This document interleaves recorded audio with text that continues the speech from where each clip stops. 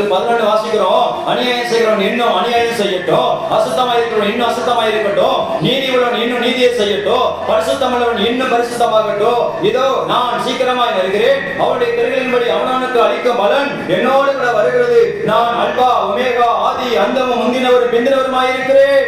அல்லேலூயா. அவர் சொன்னபடி சீக்கிரம் வரப்போறாரு.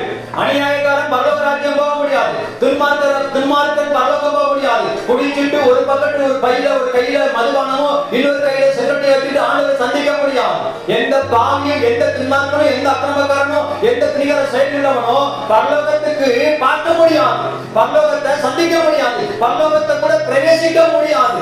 காரணம் என்னன்னா அங்க வேதம் சொல்லுது, அநியாயம் செய்யறவன் இன்னும் அநியாயம், அக்கிரமம் உள்ளவன் இன்னும் அநியாயம் செய்யட்டும், அசுத்தமா இருக்கிறானா இன்னும் அசுத்தமா இருக்கட்டும். ஆனா தேவன் நாம் மையப்படுவதாக, நீதி உள்ளவன்